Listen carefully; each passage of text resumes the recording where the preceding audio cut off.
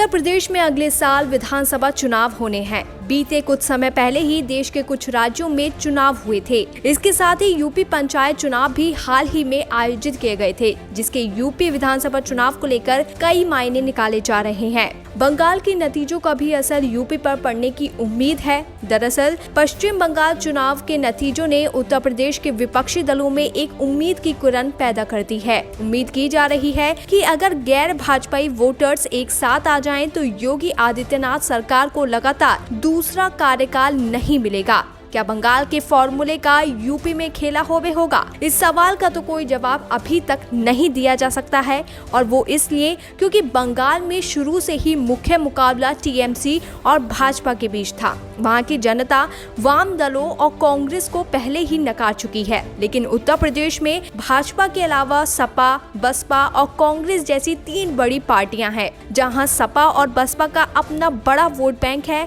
वहीं यूपी में कांग्रेस की हालत पश्चिम बंगाल से तो बेहतर ही है। खैर, ऐसे में गैर भाजपाई एक छतरी के नीचे आते नहीं दिखाई दे रहे हैं। लेकिन हाँ, अगर सपा, बसपा और कांग्रेस इकट्ठा होकर बीजेपी के खिलाफ चुनाव लड़े तो मुश्किलें जरूर खड़ी हो सकती हैं। लेकिन अपने अपने राजनीतिक कारणों से उत्तर प्रदेश में सपा, बसपा और कांग्रेस का एक साथ आना संभव नहीं दिखता। इस कारण वोटों का ध्रुवीकरण होना भी संभव नहीं होगा।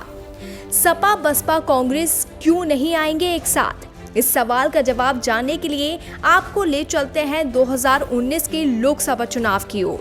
2019 में सपा और बसपा जरूर साथ आए थे। रालोद भी इस महागठबंधन का हिस्सा था, लेकिन चुनाव के नतीजे बताते हैं कि जनता को ही ये गठजोड़ पसंद नहीं आया। इसके कुछ दिनों बाद ही मायावती ने गठबंधन तोड़ने का फैसला किया और उपचुनाव में सपा और बसपा अलग अलग लड़ी। रालोद जरूर सपा के गठबंधन में रहा, लेकिन नतीजे उत्साहजनक नहीं रहे। अखिलेश को भी गठबंधन पसंद नहीं। समाजवादी पार्टी के राष्ट्रीय अध्यक्ष अखिलेश यादव पहले ही साफ कर चुके हैं कि उनकी पार्टी यूपी में किसी भी बड़ी पार्टी के साथ गठबंधन नहीं करेगी। छोटी पार्टियों को साथ लेकर अपने बूते चुनावी मैदान में उतरेगी। इस फैसले के पीछे साल 2017 विधानसभा चुनाव के नतीजे भी हैं। सपा और कांग्रेस ने गठबंधन में चुनाव लड़ा था। अखिलेश और राहुल का साथ आना यूपी को पसंद नहीं आया और भाजपा ने प्रचंड बहुमत के साथ सरकार बना ली। यूपी में 3 बड़ी राजनीतिक पार्टियां। उत्तर प्रदेश की राजनीति कई मायनों में खास होती है। माना जाता है कि अगर यहाँ का मुस्लिम मतदाता किसी एक दल की ओर घूम जाए तो उस पार्टी के लिए ये वोट बैंक एक बड़ी लीड साबित हो जाती है, और यही कारण है कि सभी दल इन्हें अपने साथ जोड़ने की कोशिश करते हैं। उत्तर प्रदेश में मुस्लिम वोट बैंक संपूर्ण रूप से किसी एक पार्टी की ओर नहीं झुका है। इस वोट बैंक का बड़ा हिस्सा सपा के साथ होता है। वहीं सपा और कांग्रेस को भी मुस्लिमों का वोट मिलता है।